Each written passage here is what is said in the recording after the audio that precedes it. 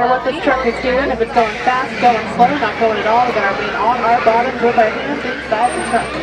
We have that light though, so we're good to go into the reserve. We're going to start off by heading into the Little Turi Forest. The animals here are really good at camouflage. The okapi with their stripes, you might think that makes them look like a zebra. They're actually very closely related to the giraffe. They both have a similar skull structure and what's called a prehensile tongue. That's just a super fun word, it just means finger-like. Coming up to the right over here as well, a large bird standing on top of the hill there that's called a saddle-billed stork. Also coming up on our left, we're going to be seeing a little bit of a black rhinoceros kind of standing in the grass over there. The saddle-billed stork here, they get their name from the yellow saddle-like patch on their beak. And unlike most birds, they actually don't have vocal cords, so instead what they do is they rattle their beak, and that's how they talk to each other. Then the black rhinoceros over here, they're actually going to be the smaller of the two rhino species found in Africa, but they're still weighing in at about 3,000 pounds, so they're not too small. Also got these large white birds that are hanging out on the island here. These are some pink-backed pelican.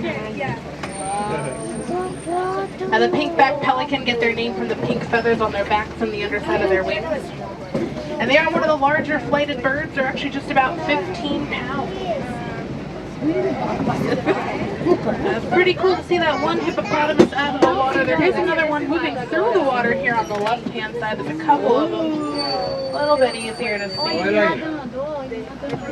The hippopotamus do spend a majority of their time in the water.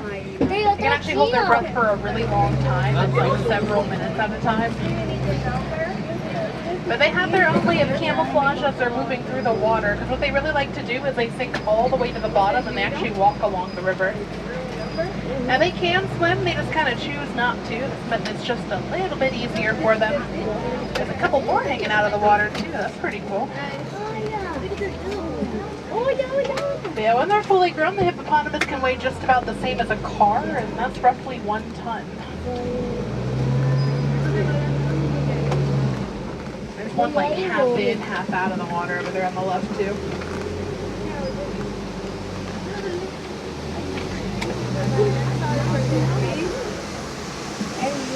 Oh, and also over here on the left out of the water, the Nile crocodile hanging out between the grass there.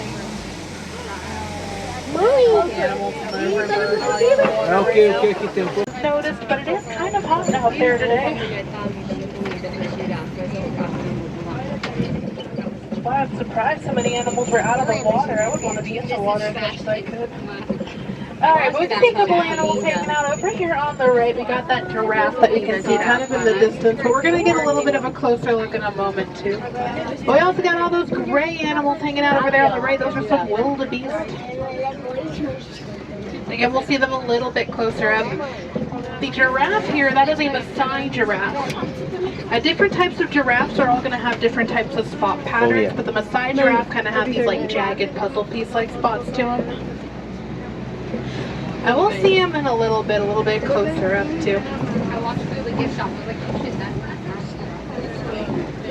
The group of giraffes are appropriately called a tower. And it's a pretty fitting name. They tower over everybody else. It can be anywhere from 18 to 20 feet tall. There you go. Yeah, running around over there on the left, a few African painted dogs are, I guess, in a playful mood right now. Just make sure we're not whistling at the animals, please. Thank you. The African painted dogs, they get their name from how they look. It looks like somebody splattered paint on them. And they are some of the most successful hunters on the savannah. That's because they travel in big packs. They can take down prey way bigger than they are. And then over here on the left, you see those brown animals there with the longer horns. Those are a few sable antelope. The sable antelope get their name from the sable reddish-brown color that they are. And their horns can grow pretty long. They can actually get up to about 5 feet long, just those horns. And they rarely try to hurt their opponent in a fight. They will use their horns to defend themselves. We can see a little bit more of the giraffe there. There's one that was kind of hanging out in the bushes right there. But we can see this one a little closer up. Most of a giraffe's day is spent on food. They're very food motivated, so most of their day is spent eating food, finding food, and things like that. And now they only have to sleep for about 30 minutes a day. They break that up into naps too, so they'll sleep for like 5 minutes and then go on with their day and then sleep another 5 minutes. So it's about 30 minutes total. And then coming up over here on the right, we can see some wildebeest hanging out over here. The wildebeest are kind of known as the lawnmowers of the savannah because they kind of migrate all over and they eat the grass, as they're kind of doing right now. And here in Africa, we actually call them new because they make this grunt-like noise. It just kind of sounds like they're saying the word new. And then also over there on the right, you see that small tan animal that's walking around there. That's called a springbok. You might be able to see them one more time here too. But the springbok are very small, only about 33 inches tall at the shoulder. And they get their name from how they spring into the air. They can jump 9 feet high and 13 feet across. Yeah, and then take a look all the way on top of the hill there on the left, that really big tan animal there, that's called an eland. Eland are very large. They're about 6 feet tall at the shoulder. They're the largest antelope in Africa. But despite them being so big, they're actually pretty agile too. They can leap about 6 feet up in the air. And also hanging out over here on the left, these animals here are called the Ankole cattle. Now the Ankole cattle, they're also called the Watusi cattle, after the group that domesticated them. And here in Africa, they are seen as a wealth and a status symbol, so they're not bred for their milk or their meat or anything like that. Giraffe tower hanging out over there on the left.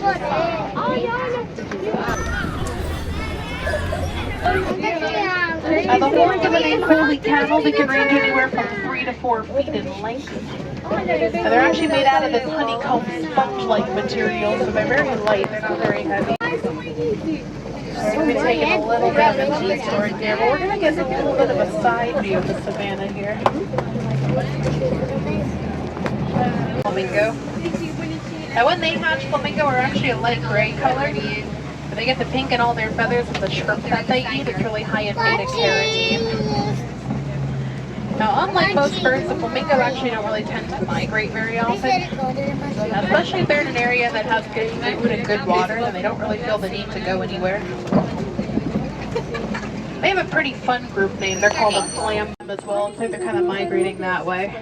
But the white rhinoceros are going to be the larger of the 2 rhino species found in Africa. They're about 5,000 pounds. A little bit more social with each other too. They're like, I think it's finally shady enough they don't mind being out there. But the cheetah, they are the fastest land animal, going anywhere from 0 to 60 miles per hour in less than 3 seconds. They won't hold that speed for a super long distance. They're going to kind of, break it up into smaller ones to catch their breath.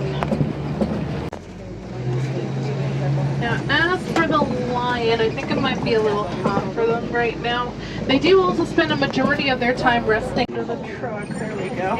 Y'all see that shaggy animal, or a couple of shaggy animals hanging out over there on the right. Those are a couple of waterbuck. The waterbuck get their name from the amount of water that they drink. They drink a lot of water. But they also secrete this kind of oil that actually keeps them dry. And after, these are a few Nigerian dwarf goats.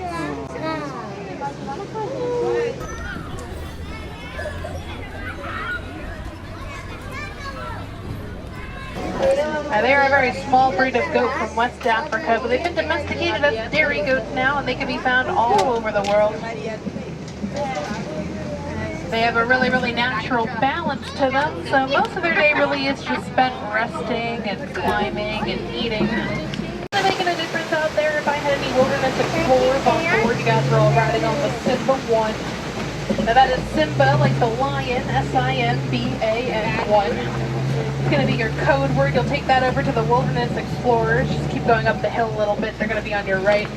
We'll let them know what your favorite animal was on the reserve and a fun fact that you learned about them, and they should get you all set up there.